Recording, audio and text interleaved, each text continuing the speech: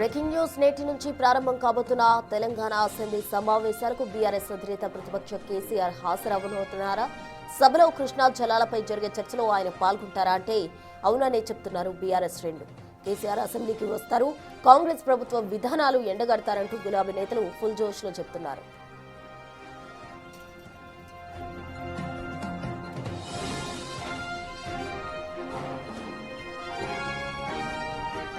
ఉదయం 10:30 తెలంగాణ అసెంబ్లీ సమావేశాలు మొదలవుతాయి. ఈ సమావేశాలకు కేసీఆర్ హాజరవబోతున్నారు. ఈ నేపథ్యంలోనే నిన్న కేసీఆర్ ఎర్వరి నుంచి హైదరాబాద్ కు చేరుకున్నారు. వాళ్ళ ఉదయం నందినగర్లోని తన నివాసం నుంచి అసెంబ్లీకి వెళ్తారు. కేసీఆర్ మొదటి రోజు అసెంబ్లీ సమావేశానికి హాజరవుతారని బీఆర్ఎస్ నాయకులు చెబుతున్నారు.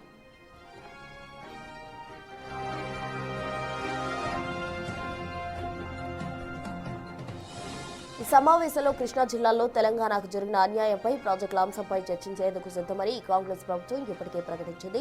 మరోవైపు ప్రతిపక్ష బీఆర్ఎస్ నేతలు సైతం ఇదే అంశంపై చర్చ జరపాలని కొద్ది కాలంగా డిమాండ్ చేస్తూ వస్తున్నారు. ఈ క్రమంలో నేటి అసెంబ్లీలో అధికార ప్రధాన ప్రతిపక్షం మధ్య సీన్ వేరే లెవెల్లో ఉండనుందని అంచనా వేస్తున్నారు. నిజంగానే కేసీఆర్ ఈ డిబేట్లో పాల్గొంటే అసెంబ్లీ హాట్ కామెంట్స్ లో దుమ్ములేసిపోవడం ఖాయమని విశ్లేషకులు అభిప్రాయపడుతున్నారు.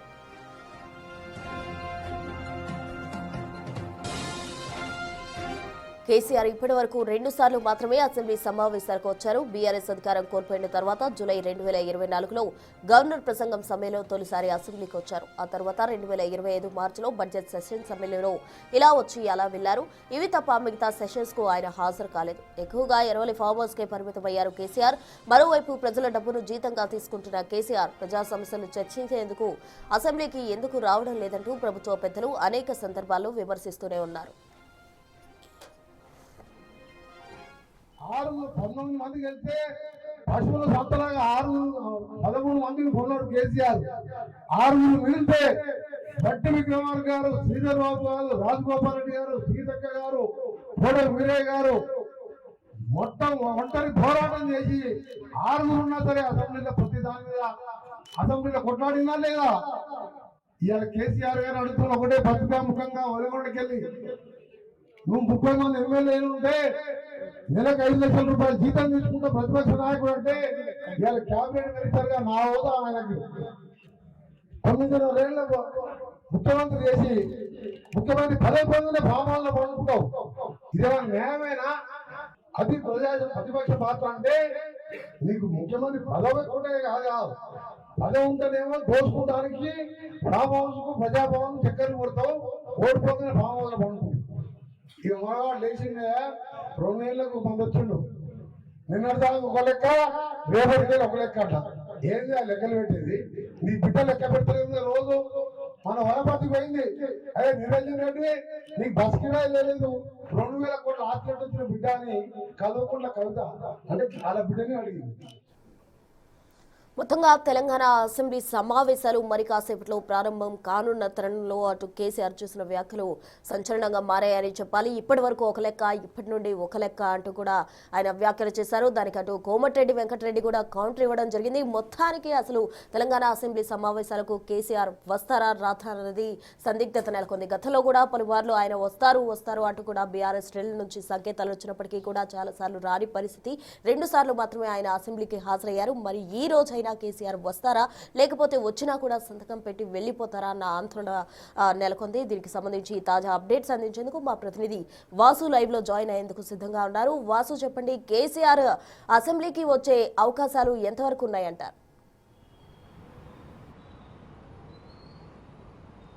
ప్రసన్న, మరి కాసేపట్లో తెలంగాణ శీతాకాల అసెంబ్లీ సమావేశాలు ప్రారంభం కాబోతున్నాయి. అయితే ఈరోజు కేసీఆర్ వస్తాడు అన్నటువంటి బీఆర్ఎస్ లీకులు ఇప్పటికే ఇవ్వడం జరిగింది. నిన్న ఫామ్ హౌస్ నుంచి కూడా కేసీఆర్ ఇప్పటికే నందినగర్ నివాసానికి చేరుకోవడం జరిగింది.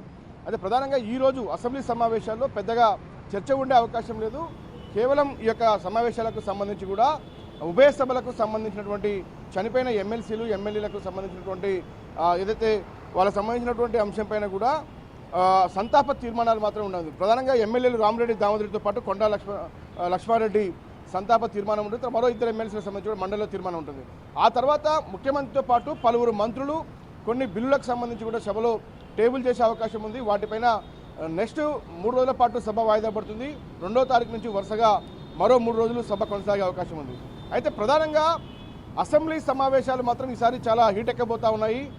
అదైతే ప్రధాన ప్రతిపక్ష పార్టీ బీఆర్ఎస్ సంబంధించి ఇటీవల కాలంలో కేసీఆర్ చేసినటువంటి ఆరోపణల నేపథ్యంలో కూడా నీటి వాటాల విషయంలో కూడా రంగారెడ్డి పాలమూరు ఎత్తిపోతల పథకంతో పాటు మిగతా సాగునీటి ప్రాజెక్టుల విషయంలో కేసీఆర్ చేసినటువంటి ఏదైతే ఆరోపణలు ఉన్నాయో, అంటే 2 ఏళ్ల కాంగ్రెస్ పాలనలో ఇప్పటిదాకా తట్టెడు మట్టి కూడా తీయలేదు అనే అంశంతో పాటు అనేక రకాలుగా ముఖ్యమంత్రి జిల్లా అయినటువంటి మహబూబ్నగర్ జిల్లాకు కాంగ్రెస్ పార్టీ చేసింది ఎందులో చేసినటువంటి వ్యాఖ్యలు అయితే ఉన్నాయో వాటన్నిటికీ, అంటే కాళేశ్వరం నుంచి మొదలు పెడితే గోదావరి కృష్ణ నీటి వాటాల విషయంలో నీళ్లు నిజాలు అన్న అంశం పైన కూడా కాంగ్రెస్ పార్టీకి సంబంధించి కూడా పవర్ పాయింట్ ప్రెజెంటేషన్లో కూడా పూర్తిగా వివరాలు వెల్లడించే అవకాశం ఉంది. అంటే గత కాంగ్రెస్ ప్రభుత్వం సంబంధించినటువంటి 2 ఏళ్ల పాలనలో ప్రాజెక్టుల కోసం చేసింది ఏంటి, నీటి వాటాల కోసం ఏపీతో కొట్లాడుతుంది ఏంటి, ఏ కేసులు ఎక్కడ ఉన్నాయి, గత పీఆర్ఎస్ ప్రభుత్వం కృష్ణా వాటర్ విషయంలో కూడా చేసినటువంటి అన్యాయం ఏంటి, సంతకాలు పెట్టినటువంటి కేసీఆర్ నేపథ్యంలో కూడా 36% కృష్ణా వాటర్ కోసం ఆయన పెట్టినటువంటి సంతకాల వల్ల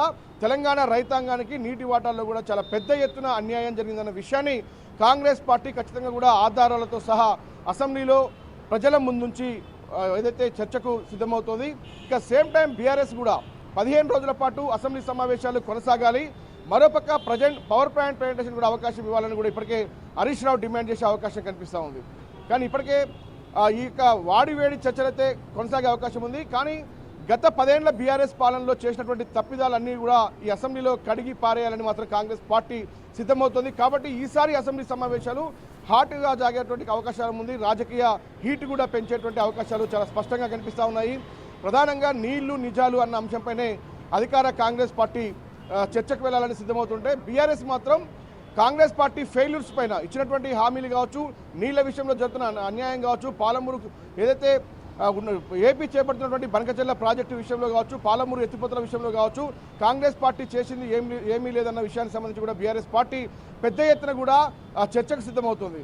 కానీ ఒక పక్కన కాంగ్రెస్ పార్టీ రేపు 1వ తారీఖున ప్రజాభవన్లో కూడా ఎమ్మెల్యేలు, ఎమ్మెల్సీలు, మంత్రులకు సంబంధించి కూడా ముఖ్యమంత్రి అధ్యక్షతన ఏదైతే నీటిపారుదల శాఖ మంత్రి Uttam Kumar Reddy power point presentation అసెంబ్లీలో ఎలా మాట్లాడాలి, గత బీఆర్ఎస్ ప్రభుత్వం చేసినటువంటి అన్యాయాలు ఏంటి అన్న అంశంపైన కూడా పూర్తి స్థాయిలో కూడా ఆర్థికంగా జరిగినటువంటి నష్టం ఏంటి, ప్రాజెక్టుల పేరుతో కూడా బీఆర్ఎస్ పార్టీ చేసినటువంటి లూటీ ఏంటి అన్న అంశంపైన కూడా చాలా పెద్ద ఎత్తున కూడా అందరికీ ప్రజాప్రతినిధులందరికీ కూడా ఒక సెషన్ ఏర్పాటు చేస్తూ ఉన్నారు ప్రజాభవన్లో. దీనికి సంబంధించి కూడా ఒక power point presentation Uttam Kumar ఇచ్చేందుకు కూడా సిద్ధమవుతున్నారు. కాబట్టి ఇరు వర్గాలు అంటే బీఆర్ఎస్ పార్టీతో పాటు కాంగ్రెస్ పార్టీ కూడా నీళ్లపైనే చర్చించాలి, ప్రాజెక్టులపైనే చర్చించాలనే విషయానికి ముందుకొచ్చారు. కాబట్టి మరి చూడాలి, ఈసారి చాలా రాజకీయంగా కూడా చూడాలి, హీటెక్కే అవకాశం కనిపిస్తూ ఉంది. మరోపక్క కేసీఆర్ అసెంబ్లీకి హాజరవుతాడన్న అంశానికి సంబంధించి ఆయన ఇప్పటికే హైదరాబాద్ చేరుకున్నారు. కేవలం ఈ రోజు వరకే హాజరవుతారా లేదా ఈ శీతాకాల అసెంబ్లీ సెషన్ మొత్తం కూడా హాజరవుతారా లేదా అన్న దానికి ఇంకా క్లారిటీ రావాల్సి ఉంది. మొత్తానికైతే మరి కాసేపట్లో కేసీఆర్ అసెంబ్లీకి రాబోతున్నారు.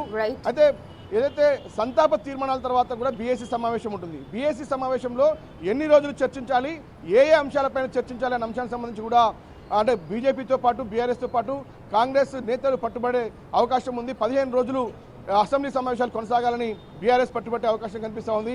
మరి కేసీఆర్ ఎలాంటి వాదన వినిపిస్తారు, అసలు ఆయన వాదన చర్చల్లో ఉంటారా లేదా ఈ రోజుకే పరిమితం అవుతారా అనేది మాత్రం మరి కాసేపట్లో క్లారిటీ వచ్చే అవకాశం. మరికొద్ది సేపట్లోనే తెలంగాణ శీతాకాల అసెంబ్లీ సమావేశాలు ప్రారంభం కాబోతా ఉన్నాయి. Right Vasu, thank you.